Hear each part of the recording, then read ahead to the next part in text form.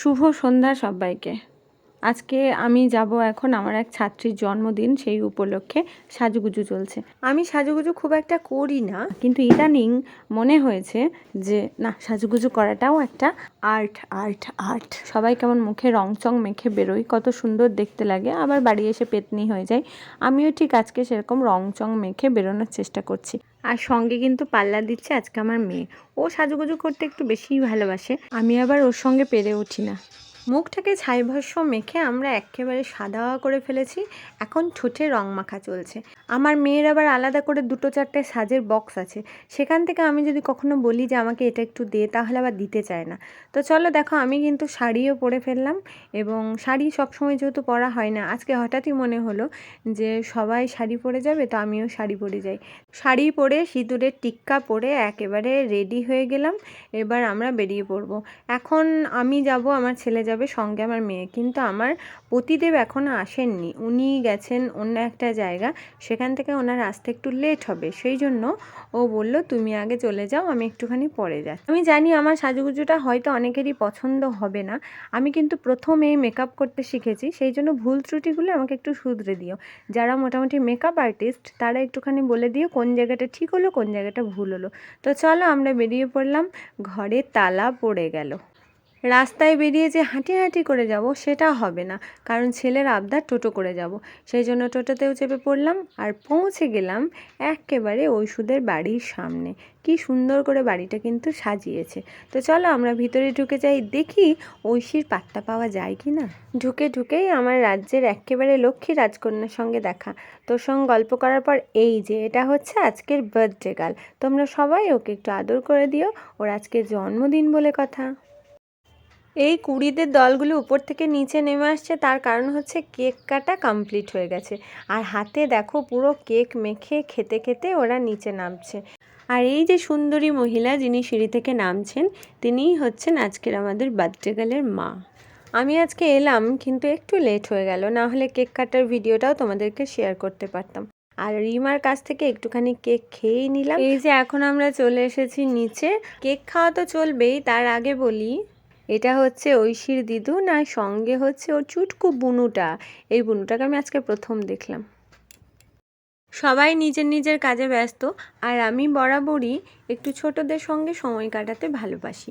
তো সেই জন্য যেখানে ছোটদের ভিড় সেখানে একেবারে শিং ভেঙে ঢুকে গেলাম।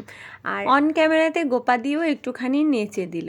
আনন্দ সবার নিজের নিজের। আর আমি কিন্তু কেক খেয়েই চলেছি, আঙুল চেটেই চলেছি। আর এটাই আমি অরিতাকে বললাম, অরিতা একটু ভিডিও করে দাও আমার। বলার সঙ্গে সঙ্গে ও আমার একটা ভিডিও করে দিল, আর তাতে আমিও খুব খুব খুব খুশি হয়ে গেলাম। চলে এসেছি নিচে। এখানে দাঁড়িয়েছিলেন কাকু, মানে হচ্ছে ঐশীর দাদুন। তো এখানে দেখলাম নিচে খুব জোরে জোরে বক্সে গান বাজছে। আমরা 2-একটা সেলফি তো তুললামই, না হলে তো সাজগোজি বৃথা। আর কোনো অনুষ্ঠান বাড়িতে গিয়ে সেলফি তুলবো না তা তো হতে পারে না। এটা হচ্ছে আমাদের অমরেশ দা, মানে হচ্ছে যার জন্মদিন সেই রাজকন্যার জেঠু, অর্থাৎ আমাদের অরিতার বাবা। ওরা দুজনে নিচে বসেছিল। আমি বললাম বসো বসো, দুটো ছবি তুলে দিই। আর অমরেশদা কিছুতেই রাজি হবে না, মানে না না না না, আমি ছবি তুলবো কিন্তু কোনো ভিডিওতে আসবো না। আর আমি জবরদস্তি ভিডিওই করব। ছবিও অবশ্যই তুলে দিলাম, কিন্তু আমার কন্টেন্টের মধ্যে ওদের দুজনকে নিয়ে নিলাম।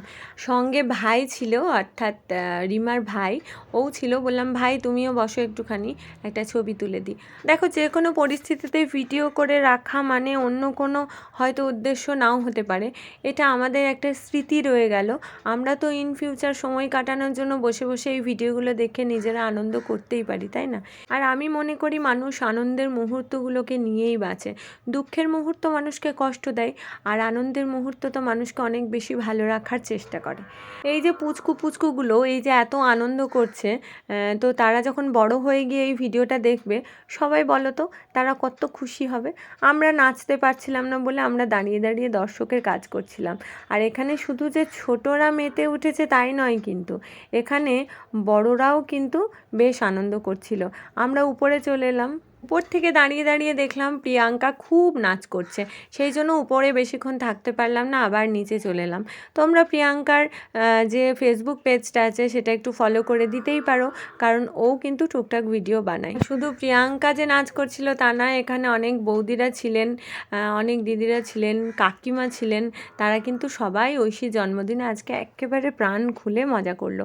আর সেই আনন্দের ভাগিদার হয়ে রইলাম আমরা। গানটা হয়তো দিতেই পারতাম, কিন্তু গানটা দিলে আমার ফেসবুকে এটা ক্লেম করে দিচ্ছে, আর সেই কারণেই আমি গানটাকে মিউট করে দিলাম। অনেক লম্বা একটা ভিডিও হয়ে যাচ্ছিল, যেটা হয়তো আমি ফেসবুকেও আপলোড করতে পারতাম না, সেই জন্য একটু স্পিডটাকে বাড়িয়ে দিলাম। আর এই স্পিড বাড়ানোর পর কতটা মজা লেগেছে সবাই একটু কমেন্ট সেকশনে জানিও যে কতটা সত্যি সত্যি মজা পেয়েছো তোমরা। ছেলে মেয়েদের জন্মদিনগুলো আমাদের কাছে এক একটা উৎসবের মতো, আর সেই জন্যই বোধহয় আমরা এই উৎসবগুলোতে আরও বেশি বেশি করে মেতে উঠি। ভিডিওতে এখন এই মুহূর্তে যাকে দেখতে পাচ্ছ তিনি হচ্ছেন ঐশীর ঠাম্মা, ঐশীর পিসি দিদা, আর এটা হচ্ছে ঐশীর বড় মা, মানে মায়ের দিদা। কাউকেই কিন্তু বাদ দিইনি। আমরা এখন চলে এসেছি একেবারে ছাদের উপরে। খিদে পেয়ে গেছে, এত নাচ দেখলে কি আর খিদে না পায়? আর সব থেকে বড় ব্যাপার হলো আমার মেয়েটা অনেকক্ষণ ধরে বলছে মা খিদে পেয়েছে খিদে পেয়েছে, তো বিশেষ করে ওর জন্য চলে এলাম। কিন্তু ও আবার অরিতাকে ছাড়া খাবে না, সেই জন্য অরিতাকে আর তিতাসকে সামনে বসিয়ে নিলাম, আর আমরা উল্টো দিকে বসলাম দুজনে। মানুষের বেঁচে থাকার জন্য কোনো উদ্দেশ্য দরকার হয়, কোনো আকাঙ্ক্ষার দরকার হয়, না হলে মানুষ কিন্তু বাঁচতে পারে না। তো এই সন্তানদের জন্মদিনগুলো আমাদের কাছে এক একটা আনন্দ করার উদ্দেশ্য বলা যায়। আর তাই হয়তো আমরা এত জাঁকজমক করে একটু প্রার্থনা করবার চেষ্টা করি যে সন্তান যেন খুব সুস্থ থাকে, ভালো থাকে, সুন্দর থাকে। আর এইটুকু চাহিদার মধ্যেই আমরা দুর্দান্ত একটা ভোজ খেলাম। আর ভোজ খেয়ে নিচে আসার পর আমার বর, আমরা যখন গল্প করছি তখন বলল, এই যে পানটা আমি খাবো, তুমি এই পানটা খাওয়ার সময় শুধু আমার একটা ভিডিও বানাবে। তো সেই জন্য এই পান খাওয়ার সময় ওর ভিডিওটা আমি কিন্তু ওর রিকোয়েস্টে বানিয়েছি। তো চলো বন্ধুরা, অনেক রাত্রি হয়ে গেল। তিতাসের মতো প্রত্যেক বাচ্চা বসে বসে মায়ের কোলে আদর খাক, সুন্দর থাকুক, সুস্থ থাকুক।